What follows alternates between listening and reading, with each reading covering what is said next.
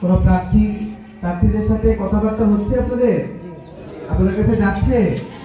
আচ্ছা, আপনারা তো জানেন কোন প্রার্থী কিন্তু আপনাদের কাছে এসে আপনাদেরকে কোনো কিন্তু প্ররোচনা দিতে পারবে না। বিষয়টা কিরকম? আপনার কাছে এসে সে ভোট চাইতে পারবে, সে আপনার কাছে ভোট চাইতে পারবে, সে তার কথা, তার দলের কথা, তার প্রতীকের কথা আপনাকে বলতে পারবে, আপনাকে বুঝাইতে পারবে, কিন্তু তাকে ভোট দিলে কোনো লাভ হবে? বুঝতে পারছেন?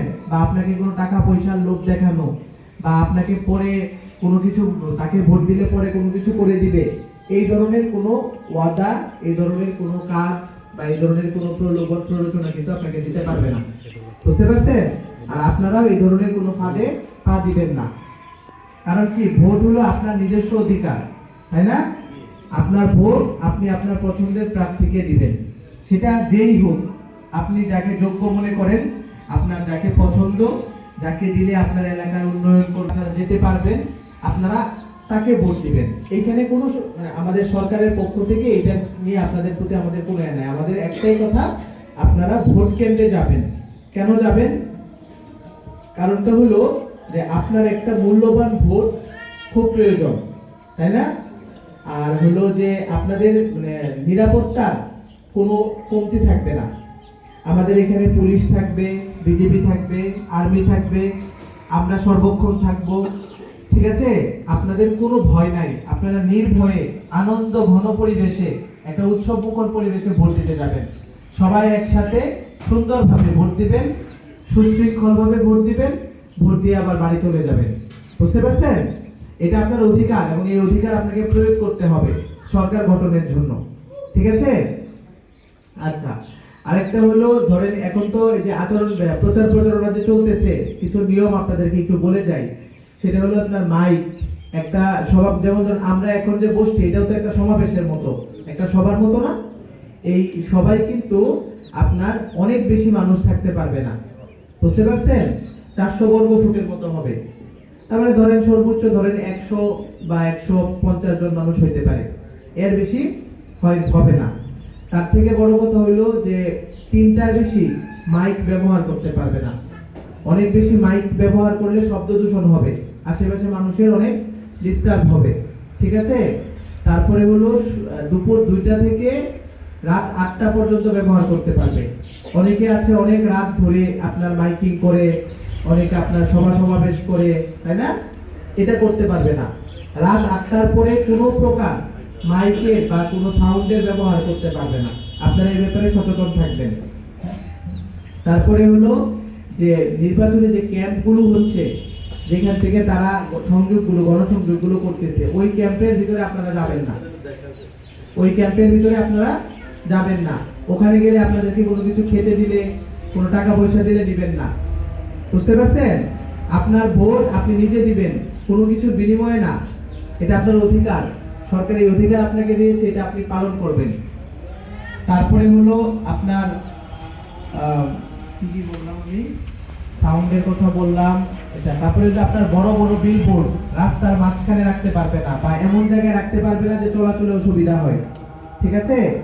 তারপরে হলো আপনার সভা সমাবেশ করার ক্ষেত্রে আরেকটা বিষয় আপনারা খেয়াল রাখবেন, শিক্ষা প্রতিষ্ঠানের ভিতরে, ক্লাসরুমের ভিতরে, হল রুমে, এইসব জায়গায় করতে পারবে না। ফাঁকা মাঠে করতে পারবে, বুঝতে পারছেন? তাদেরও তো প্রচারণা জায়গা লাগবে, কিন্তু ক্লাসরুমের ভিতরে করতে পারবে না। মসজিদে নামাজ পড়তে যখন যান, এই মসজিদের ভিতরে বা নামাজের খুতবার সময় বা অন্য কোনো সময়ে ভোট চাইতে পারবে না। মন্দিরে, মসজিদ হোক, মন্দির হোক, যে কোনো প্রার্থনালয়ে এই নির্বাচনী প্রচারণা করা যাবে না। করলে আপনারা প্রতিবাদ করবেন বা আমাদেরকে জানাবেন, ঠিক আছে? তারাও সুশৃঙ্খল ভাবে প্রচারণা করবে, আপনারাও সুশৃঙ্খল ভাবে সহযোগিতা করবেন, ঠিক আছে? আর আপনাদের যে কোনো বিষয়ে কারো যদি কোনো অসুবিধা থাকে, আমার নাম্বার আছে, চেয়ারম্যান আছে, আমাদেরকে জানাবেন, আমরা ব্যবস্থা নিব। আচ্ছা, এই ভোট সম্পর্কিত আপনাদের কারো কোনো বক্তব্য আছে বা কারো কোনো অসুবিধা আছে? কেউ কিছু বলবেন? আচ্ছা, আরেকটা হলো 12 তারিখ কিন্তু আমাদের এবার 2টা ভোট, এটা তো জানেন 2টা ভোট যে। আচ্ছা, একটা হলো আপনারা আপনাদের প্রার্থীকে যে মার্কায় ভোট দিবেন, ওটা তো একটা। আরেকটা হলো গণভোট। সবাইকে একটু লিফলেট দিয়ে দেন।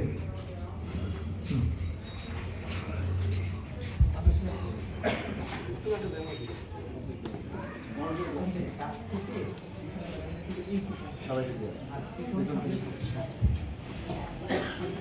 এই যে আপনাদের কাছে আমরা লিফলেটটা পৌঁছাচ্ছি, এই লিফলেটটা দেখেন এখানে লেখা আছে গণভোটের বিষয়গুলো কি কি, বুঝতে পারছেন? আপনারা এটা পড়বেন, পড়ে আপনার পরিবার পরিজনের সাথে আলোচনা করবেন, সবাইকে বলবেন যে এবার ভোট কিন্তু দুইটা। আপনারা যখন ভোটের রুমে প্রবেশ করবেন তখন আপনাদেরকে দুইটা ব্যালট দেওয়া হবে, একটা সাদা কালো যেটাতে আপনারা ভোট দিবেন, আর একটা গোলাপি ব্যালট দেওয়া হবে। ওই গোলাপি ব্যালটটা থাকবে গণভোট। গণভোটে দুইটা অপশন থাকবে, আপনারা এগুলো পড়বেন, পড়ে যেটা আপনার ভালো মনে হয়, যেটা পড়ে আপনি বুঝবেন বা আপনার ভালো মনে করেন আপনি সেটাতে দিবেন। আমরা কোনোটাতেই কিছু বলবো না, কিন্তু আপনারা ভোট কেন্দ্রে যাবেন, আপনারা ভোট কেন্দ্রে যাবেন, আপনাদের মূল্যবান ভোট আপনারা দিবেন। আপনাদের সকল কিছুতে আমরা আপনাদের পাশে থাকবো, ঠিক আছে? আচ্ছা, আর এমনিতে ভোট কেন্দ্রের কারো কোনো অসুবিধা আছে, বা ভোট কেন্দ্রে যাওয়ার পথে কোনো রাস্তাঘাট, কোনো সাঁকো ব্রিজ বা কোনো কিছু মানে সংস্কার প্রয়োজন, ঠিক মেরামত করা প্রয়োজন, এরকম কোনো বিষয় আছে বলতে মানে যদি থাকে বা আপনার যদি মনে আসে বা আপনার যদি জানা থাকে আপনি বলতে পারেন। সব রাস্তাঘাট খারাপ, তাহলে এখন সব তো আসলে আমরা ঠিক করতে পারবো না, তো যেগুলা বেশি খারাপ মানে ধরেন আমরা অল্প সময়ের মধ্যে কিছু ঠিক করতে পারবো, এরকম কিছু আপনি চেয়ারম্যান সাহেবকে আপনারা জানাইতে পারেন, বুঝতে পারছেন? ওনাদেরকে আমার বলা আছে যে ছোটখাটো যে সংস্কারগুলো আমরা করতে পারবো এই সময় আমরা এগুলো করব। চেয়ারম্যান সাহেব আপনি একটু ওনাদের কাছ থেকে নেবেন।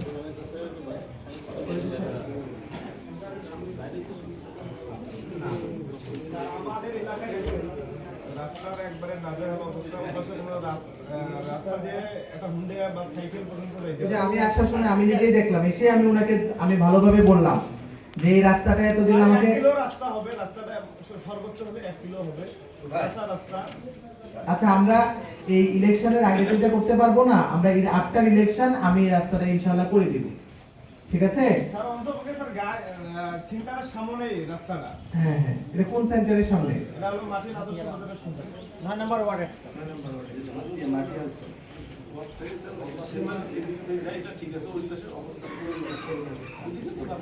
না আপনাদের যে ওই আমার অলিপুর গাড়ি ঢুকবে স্যার সেই রাস্তাটারে ওই অবস্থা।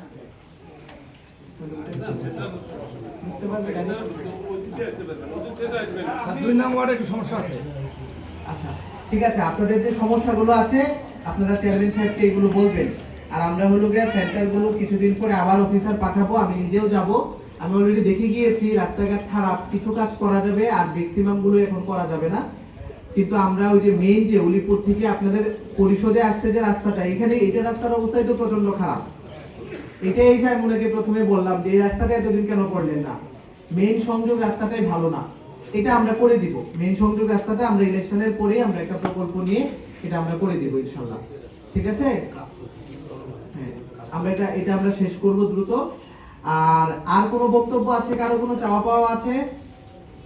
স্যার প্রশাসন কিছু একটু বলতেন যে আপনারা যদি সক্রিয়ভাবে থাকেন তাহলে আমাদের দেখা যায় বিভিন্ন সময় যে পেশি শক্তির মাধ্যমে যারা রাজি থাকে এখানে মারামারি হয়, অনেকে হতাহত হয়, এই বিষয়ে আপনাদের একটু আপনাকে বললাম শুনেন, আইন শৃঙ্খলার বিষয়ে আমরা একেবারে শতভাগ সচেষ্ট, কিন্তু ধরেন কোন একটা ঘটনা ঘটার আগে তো আমরা জানি না, জানতে পারবো? ঘটনা যখন ঘটে তখন আপনারা আমাদেরকে জানান, আমরা জানতে পারি। তো আপনারা যখন এই ধরনের কোন একটা আশঙ্কা দেখতে পাবেন আমাদেরকে জানাবেন, আমরা সাথে সাথে ফোর্স পাঠাবো। আমাদের এখন পর্যাপ্ত পরিমাণে ফোর্স আছে, ঠিক আছে? আগাম কিছু ব্যবস্থা করলে স্যার ভালো হতো। আগাম ব্যবস্থা কি করা যাবে, কিভাবে বুঝবো যে কোন জায়গায়? একটা উপজেলায় তো অসংখ্য জায়গা, সব জায়গায় কি আগাম ফোর্স দেওয়া সম্ভব? সম্ভব না, এটা তো সম্ভব না। এত ফোর্স সরকার কোথায় পাবে? আবার ইমার্জেন্সি কাজ চালানোর জন্য যতটুক থাকে, এই কারণে যখন এমন হবে ইমার্জেন্সি একটা সিচুয়েশন তৈরি হবে বা মনে করবেন তখন জানাবেন, তখন আমরা পাঠাবো। আগাম ফোর্স দেওয়ার কোনো সুযোগ নাই, ঠিক আছে? আচ্ছা, বাকিরা তো শুনতে পাচ্ছেন, ভোট কিন্তু এবার দুইটা, ঠিক আছে? তো আপনারা ভোটে যাবেন, আর এর মধ্যে যে কোনো ধরনের প্রয়োজনে আমাদের সাথে যোগাযোগ করবেন, চেয়ারম্যান সাহেবের মাধ্যমে আমার সাথে যোগাযোগ করবেন, সরাসরি আমাকে ফোন দিতে পারেন। আর গণভোটের যে লিফলেটটা দিয়েছি এটা নিয়ে আপনারা নিজের আলোচনা করবেন। সবাই একটু লিফলেটটা দেখান তো।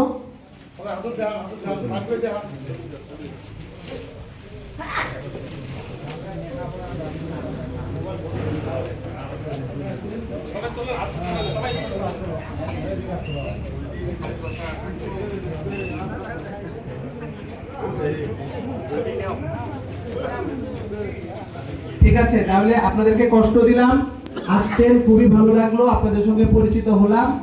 আপনাদের সবার সুস্বাস্থ্য দীর্ঘায়ু কামনা করছি। আর উপজেলা প্রশাসন সর্বদা আপনাদের পাশে আছে। অফিসে আসলেও দেখা হবে, যে কোনো প্রয়োজনে আমার কাছে খবর পাঠাবেন। ভালো থাকবেন, সুস্থ থাকবেন, আমাদের জন্য দোয়া করবেন।